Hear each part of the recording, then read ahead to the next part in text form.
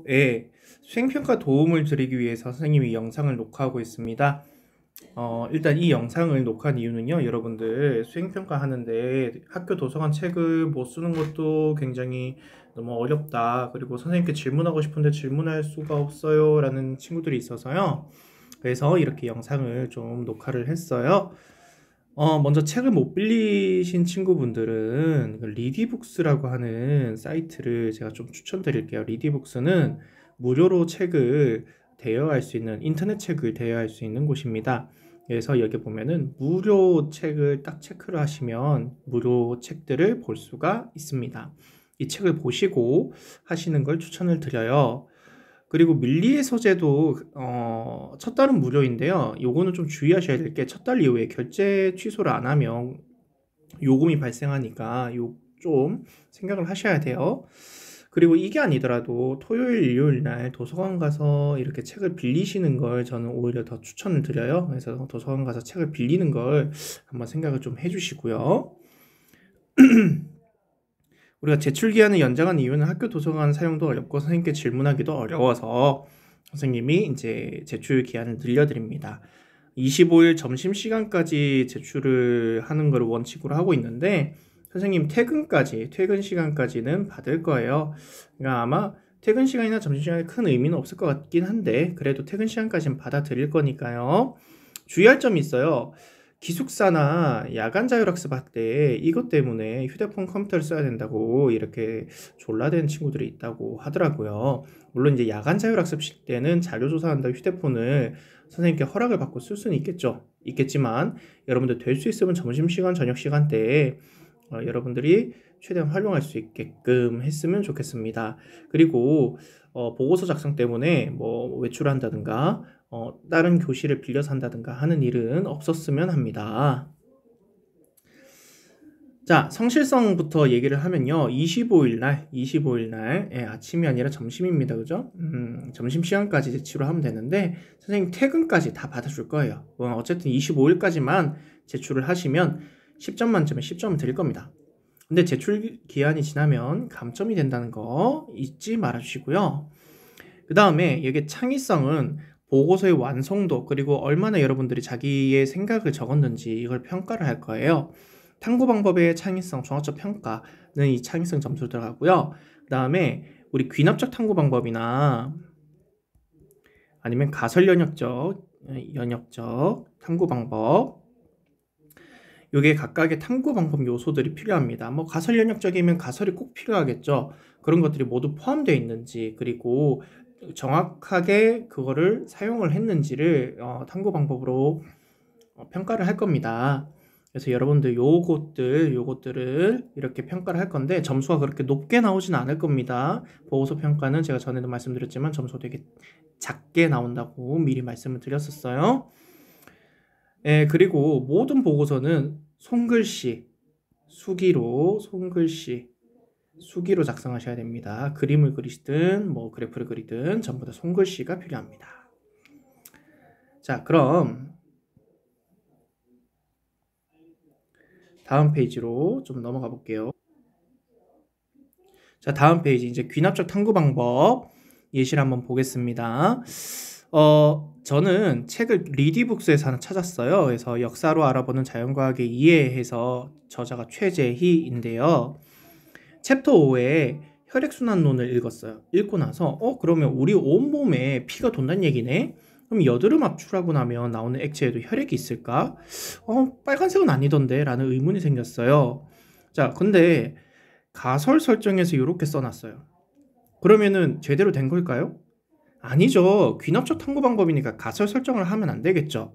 그래서 이런 거를 선생님이 이제 평가를 할 거라 얘기입니다. 그러면 요 내용은 어디에 들어가 할까요? 그렇죠. 요 뒤에 쭉 이어가지고 의문이 생겼다. 그래서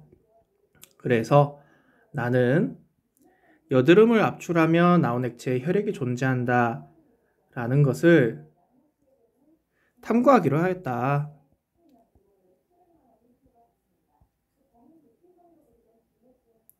이렇게 하셔야겠죠? 그죠? 예. 그래서 처음 관찰 및 탐색, 가족의 얼굴에 있는 여드름 모두 압출해서 돋보기로 관찰해서 피가 보이는지 관찰했다. 총 8개의 여드름 관찰해서 5개에서 혈액이 관찰되었다. 어? 혈액이 관찰되었다라고 하면은 혈액인 게 확실해야 될 텐데. 그죠?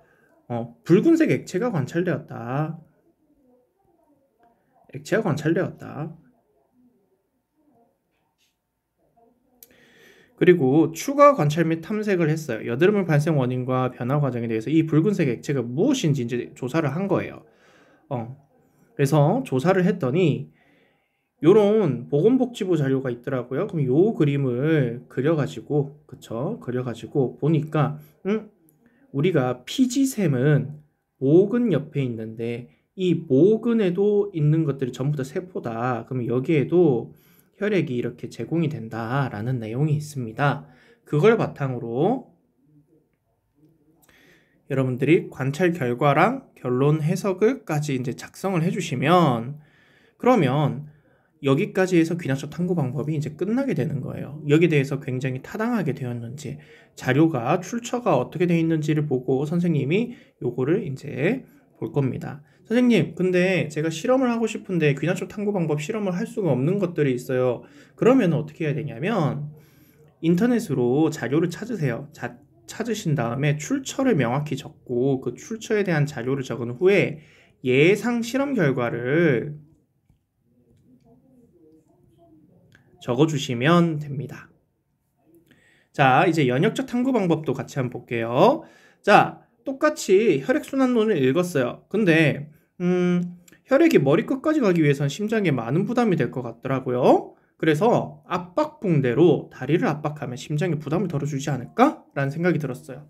그래서 가설을 설정합니다. 자, 가설을 보니까, 자, 가설에는 2가지 요소가 들어가야 돼요. 어떤 게 들어가야 돼요? 일단 증명 가능해야 되고요. 또 그래요. 여러분들 통제변인과 조작변인처럼 통제변인과 조작변인처럼 독립변인 내용이 하나 들어가고 그 다음에 종속변인이 들어가야 돼요. 그래서 여기에 조작변인이 들어가 있네요. 어떤 게 들어가 있어요? 압박붕대를 이용하면, 자, 이게 조작변인이죠. 이용하고 안 하고, 그 다음에 저혈압 환자들의 기립성 저혈압에 도움을 줄 것이다. 이게 종속변인이 되겠죠. 그럼 저혈압 환자들의 저혈압에 도움이 되는지를 보면 되겠죠. 그래서 실험을 수행합니다. 했더니, 자, 첫 번째 실험 보면 땅에 수직으로 2m 높이의 관을 세워요. 그죠? 그리고 나서 수동 펌프를 연결을 한 다음에 펌프의 끝을 물이 가득 담긴 대야에 넣는다. 몇 번 펌프질 해야 1.5m 높이까지 올라갈 수 있는지 조사를 한다. 이 실험을 하고 나서 두 번째 실험을 보시게 되면 똑같은데 아래 50cm 부위에 압박붕대를 팽팽하게 감아두고 나서 똑같이 실험을 해요. 그러면 얘가 뭡니까? 네, 얘가 대조군이 되겠죠. 아무것도 안 했잖아요. 근데 얘는 압박붕대를 했으니까 실험군이 되겠죠. 이렇게 대조군과 실험군이 있는지도 평가를 할 겁니다. 그래서 결과 분석을 해가지고 결과를 봤더니 처음에 봤던 실험과 두 번째 실험에서 의미 있는 차이가 나요. 이 결과에 대한 내용을 결과 분석에 이렇게 써주시면 되는데, 선생님, 저는 실험을 할 수가 없는 상황이라니까. 이거 너무 어려운 실험이 있던데요. 제가 실험을 정말 기깔나게 짰는데 이거 실험을 할 수가 없어요. 그럴 때 선생님 어떻게 하라고? 예상 결과를 쓰라 했어요. 자, 선생님도 이걸 실험을 직접 한 게 아니에요. 예상 결과를 쓴 거예요. 어떤 예상 결과를 썼냐? 자, 간호학 대사전에 보면 심장이 1회 수축할 때 성인 남자는 약 70ml의 혈액을 내보낸대요. 근데 수동자바라 1회 펌프량이 100ml라고 돼 있었어요. 그래서 3번 정도 하면 이게 올라올 것 같았어요. 그래서 요거 3번을 했는데 우리가 압박붕대로 하게 되면 관이 좁아지잖아요. 그러니까 펌프를 몇 번 하지 않아도 충분히 올라갈 수 있을 것이다 라고 예상 결과를 써놓은 거예요. 이런 식으로 여러분들이 출처를 조사를 하고 근거 자료를 바탕으로 예상 실험 결과를 써놓으셔도 선생님은 그 실험을 인정을 해줄 겁니다. 그 다음에 결론을 도출하죠. 우리나라의 저혈압 환자는 전체 인구의 몇 프로가 있고 몇 명이 있는데 압박 어쩌고저쩌고 이런 자료를 조사를 해서 압박 스타킹과 같은 보조도를 통해서 빈혈 등을 예방할 수 있을 것이다. 일반화. 그럼 이제 일반화를 해야겠죠? 어떻게 일반화를 할 수 있죠? 앞에 말했던 거. 우리가 이제 가설을 그대로 인용을 해주셔도 되고, 좀 더 넓게 얘기를 해도 좋겠죠. 어떻게? 우리가 압박 붕대 가지고 저혈압 환자한테 도움이 될 수 있을 거라고 얘기를 했잖아요. 그 내용을 좀 더 포괄적으로 일반인들도 압박 스타킹이나 붕대를 착용하면 심장에 무리를 줄여줄 수 있을 것이다. 이렇게 좀 더 포괄적으로 작성을 하게 되면 이게 일반화가 되게 됩니다. 자, 요렇게까지 선생님 이제 설명을 드렸는데요. 이럼에도 불구하고 잘 모르겠다, 실험 과정에 대해서 의문이 든다 하는 친구들은 선생님께 직접 질문을 하러 와주시면 감사하겠습니다. 지금까지 예단고등학교 교사 김덕환이었습니다. 감사합니다.